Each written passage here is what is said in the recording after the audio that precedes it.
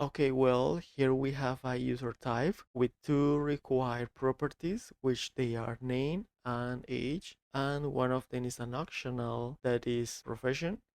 Then we're creating a user object here with this type, the user type, with all of these values inside of it. And of course, we have a console log here that we're printing the values to the console as we can see here.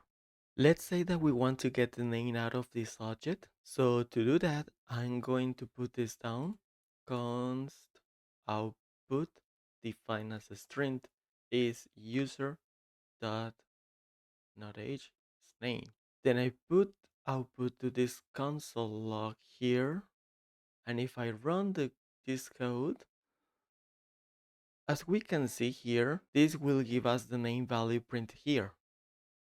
But what if I want to get the profession is the same output variable here? Well, I'm going to change this for this, but you will see that output is giving an error that type a string or undefined is not assignable to a string. This is because profession property is an optional here defining the user type, so it can be either a string or it can be an undefined. But our output variable is defined as a string only, so always is expecting a string value. We can fix by putting as a string after user.profession here. With this, we're telling TypeScript ignore profession property defining the user type and always consider it as a type string. A better way to fix this is with a non-null assertion operator. So we just replace this and put the not operator at the end of the word profession.